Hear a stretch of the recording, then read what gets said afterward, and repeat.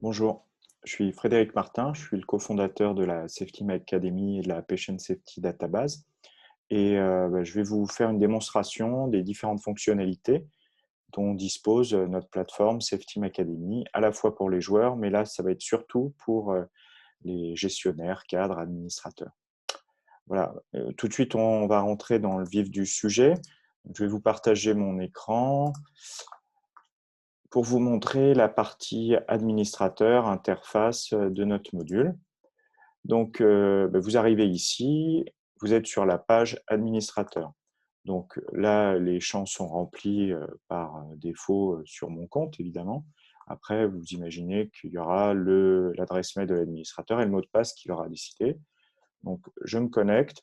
J'arrive pour l'instant sur le tableau de bord qui concerne exclusivement pour l'instant le premier jeu qu'on utilise actuellement. Et à terme, évidemment, il y en aura 5 d'ici fin décembre, une dizaine, un peu plus, d'ici avril 2021 et 40 d'ici fin décembre 2021. Donc là, évidemment, les joueurs qui sont concernés sont exclusivement ceux du premier jeu.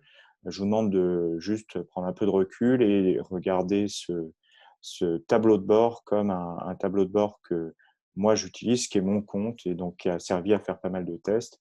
Je n'ai pas évidemment accès au tableau de bord des autres structures qui ont déjà utilisé nos modules de formation. Donc, pour entrer donc, dans le vif du sujet, le catalogue de formation, donc vous aurez ici une quarantaine donc, de modules avec un petit cours extrait vidéo, les fonctionnalités, essentiellement les compétences qu'on va chercher à valoriser et à développer chez les différents intervenants, différents joueurs. Et puis là, la possibilité pour l'administrateur donc de gérer, d'attribuer des clés ou de consulter l'historique, voir où il en est de l'utilisation de ces clés. Ici, dans l'onglet Mon compte, on dispose de différentes informations, à la fois le profil, les informations personnelles de l'administrateur, et puis également le nombre de crédits qui lui reste, la possibilité de se déconnecter. Ce qui est intéressant, c'est que le nombre de crédits ici que vous voyez, 17, on peut les dispatcher si vous êtes une grosse structure, un CHU par exemple, comme on a déjà vu par le passé. Un CHU, il est évident qu'un seul administrateur ne va pas gérer 200, 300 joueurs. Et donc, à ce moment-là, il peut attribuer des crédits à des, à des sous-membres, enfin sous-membres au sens positif du terme, hein, et sous-membres qui, eux, vont gérer eux-mêmes les crédits. Donc, on peut imaginer un cadre de bloc opératoire, un chef de service, euh, une secrétaire ou autre, peu importe, et eux vont récupérer des crédits et pourront ensuite administrer leurs joueurs directement, ce qui permet d'avoir un suivi un peu plus rapproché, on va dire, des utilisateurs finaux. Là, je retourne dans l'historique. Bon, une fois que les clés sont utilisées, donc je ne vous montre pas, mais en gros, par exemple, euh, on a ici l'adresse mail qui s'est cryptée parce que là, le jeu, il est en anglais, hein, c'est la version en anglais. Mais si on retourne ici, je vais retourner au-dessus. Ici, bon, la clé est utilisée, oui. On peut relancer le joueur, on peut détruire la clé. Voilà, ça c'est des fonctionnalités. Si vous détruisez la clé, là, je ne peux plus le faire parce que la clé a été utilisée, ça vous recrédite sur votre compte membre. Donc, je remonte et donc je vais retourner dans l'onglet formation et puis je vais m'envoyer une clé par mail. Donc là, je le rentre manuellement. Il est évident qu'on peut tout à fait utiliser un fichier Excel et faire un copier-coller et envoyer l'adresse mail de cette façon pour que ce soit beaucoup plus rapide. Cette adresse mail, elle permet en fait d'envoyer finalement une clé de connexion au joueur, lui permettant ainsi de se connecter et de réaliser la formation. Vous avez vu au passage l'adresse mail, une fois qu'elle est encapsulée, c'est bon. Je vais envoyer la clé. En haut, ici, c'est ma boîte mail personnelle. Alors, parfois, ça met 2-3 minutes. Là, c'est arrivé plus rapidement. C'est parfait. Donc, je vais me connecter.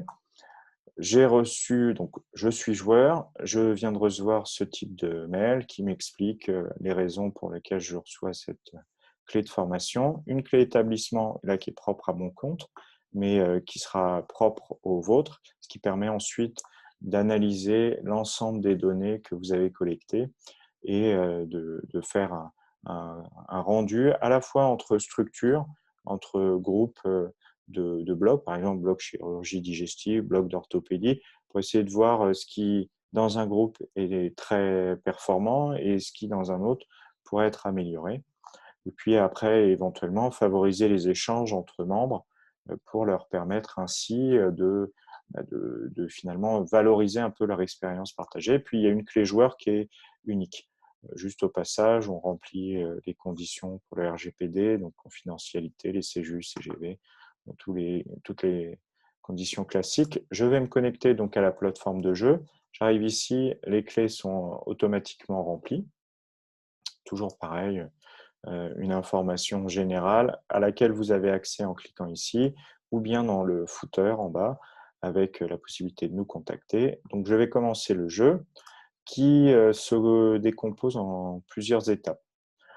La première étape, c'est le pré-briefing.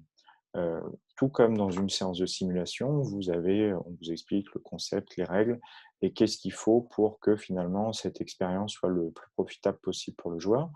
Et donc, on rappelle un peu les règles de l'environnement, de qu'est-ce qu'on attend du joueur, de prendre un peu de recul sur la situation et on demande donc de répondre aux questions. On leur explique le déroulé dans un endroit calme, 30-40 minutes, 8 questions en pré-test, 8 questions en post-test, le déroulé de l'intervention avec des questions qui surgissent au cours du film, et puis à la fin des questions finales et un rendu général, et puis la possibilité d'obtenir un certificat. Et on insiste bien sur le fait que pour le joueur, ces données ne sont pas anonymes. Par contre, pour l'encadrement, l'administrateur, vous n'avez pas la possibilité de tracer qui a fait quoi en termes de résultats. Parce qu'on est vraiment dans l'apprentissage et pas dans le punitif, bien entendu. Vous choisissez ici votre rôle, donc anesthésiste, chirurgien, infirmier de bloc opératoire, allons-y. Et je commence ma formation. Donc le pré-test initial, au passage, on rappelle le déroulé avec la pastille verte qui se déplace de gauche à droite. Et puis donc les 5 questions initiales du pré-test. Alors là, je réponds volontairement n'importe quoi. Vous voyez qu'il y a des questions à choix multiples. Et ici, c'est une question à choix simple d'ailleurs.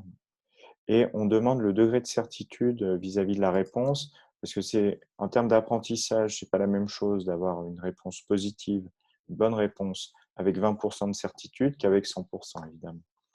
Et donc voilà, on continue. Donc les 5 premières sont sur le checklist au bloc, et puis les suivantes sont sur les autres thématiques qui nous intéressent dans ce module-ci, qui était donc le travail en équipe et la checklist au bloc opératoire. Et parmi donc ces autres questions qui nous intéressent, il y avait donc la communication, parce qu'on sait que c'est une source importante d'amélioration. La communication, les interruptions de tâches qui sont un vrai problème au bloc opératoire, et puis enfin le reporting d'événements, d'incidents, avec un focus aussi qui nous tenait à cœur aussi, c'est la capacité de déclarer ces presque accidents, les événements rattrapés de justesse, sans dommage, ou les incidents peu graves. Est-ce que finalement c'est intéressant? Alors vous voyez que j'ai volontairement pas cliqué les dernières cases. Une fois que je vais les cliquer, la pastille passe au gris, elle est activée et je peux donc passer à l'étape suivante. Alors, l'étape suivante, un briefing très succinct et puis on vous plonge dans la complète du jeu. Donc, je vous laisse découvrir ce module.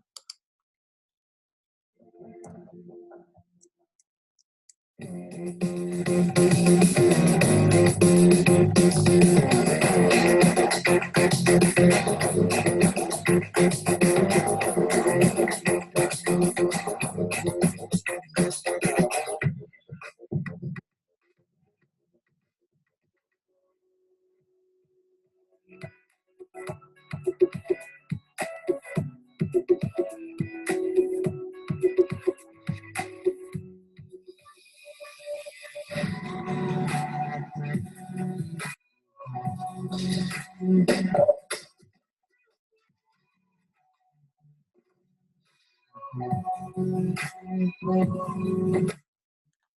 ce que je vous disais tout à l'heure, hein, les questions pop-up.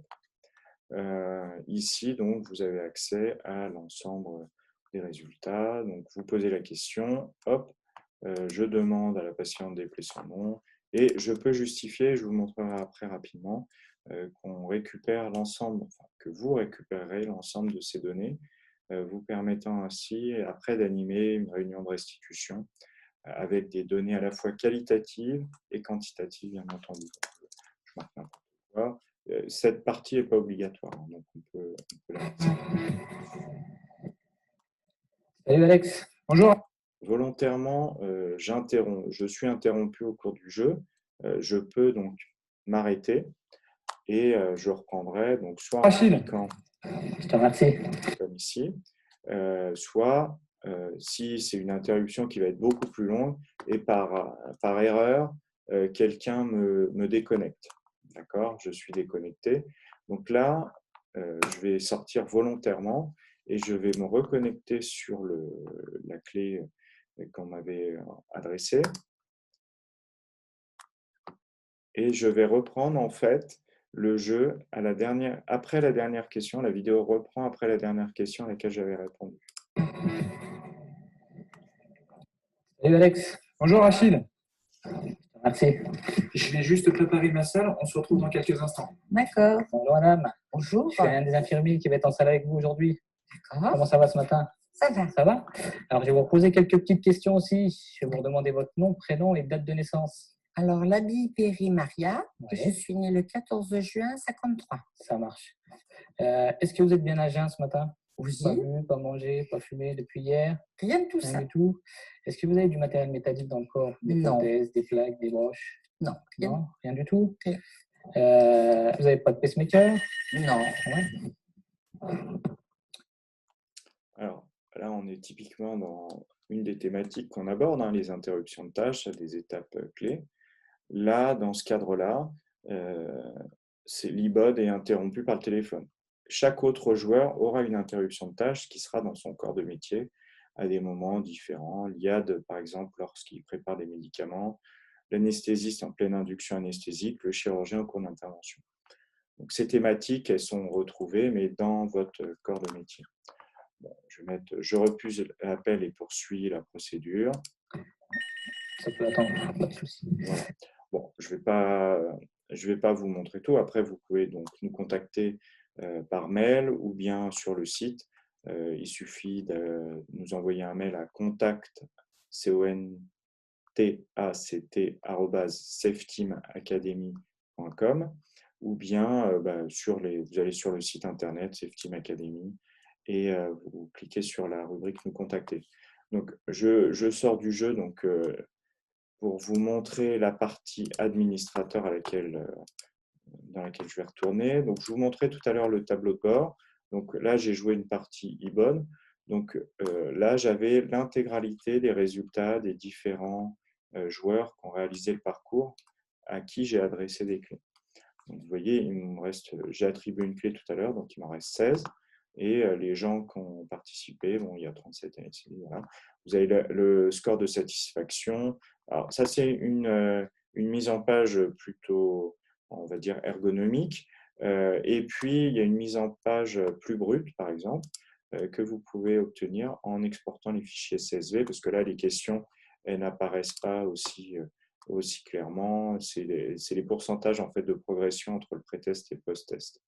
Mais il y a possibilité d'avoir les données beaucoup plus pointues. Et puis, donc, en regardant justement par catégorie socio-professionnelle. Vous pouvez voir par IBOD, pour les CHIR, pour les IAD, pour les anesthésistes. Donc, on va regarder pour les IBOD. Et là, j'ai les données qui les concernent exclusivement. Donc, on peut voir qu'il y a une partie qui concerne les compétences de communication, travail en équipe, processus de décision. Alors ça, c'est des scores qui ont été développés sur les compétences non techniques par l'université d'Oxford. Ils appellent ça l'Oxford NoTech. Mais il y a également la NTS et le NOTS qui sont développés, eux, par Rona Flynn et ses collègues qui sont dans une université en Écosse, à Aberdeen. Elle est spécialisée dans tout ce qui est psychologie et industrie d'haute fiabilité. Donc voilà, là ici, vous voyez par exemple le niveau de progression. Bon, c'est des visuels, hein. Et vous avez là la partie des résultats du parcours avec les taux de réussite. Et on peut avoir, alors là j'ai un peu n'importe quoi, mais parce que c'est mon compte, mais on a accès aux réponses libres, vous vous souvenez, les données qualitatives dont je vous parlais tout à l'heure avec les petites cases qui étaient notées en bas. Là, vous avez accès donc aux résultats, là sous forme toujours pareil ergonomique, néanmoins il y a possibilité d'avoir accès aux données brutes. Et puis là, c'est les dernières questions qui nous intéressaient, toujours dans l'idée d'améliorer les choses. On pose aux joueurs en fin de jeu quelles sont ses pistes d'amélioration. Qu'est-ce que lui envisage individuellement d'améliorer demain?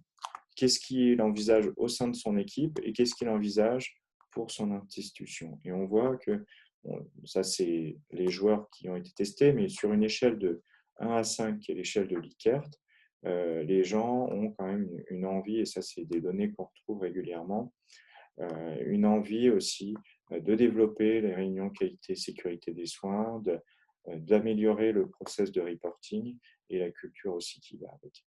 Donc voilà, donc, je vous ai montré toutes ces parties-là. Je crois que j'ai fini ce webinaire. Donc je vous remercie d'y avoir assisté. N'hésitez pas à nous contacter donc, par mail. Vous tapez Safety Team Academy ou Patient Safety Database et vous tomberez sur les liens et ensuite vous nous contactez. Voilà. Écoutez, merci beaucoup. J'espère que ça vous a plu. Et puis si vous avez besoin de plus de questions, d'informations, n'hésitez pas à revenir vers nous. Merci, au revoir.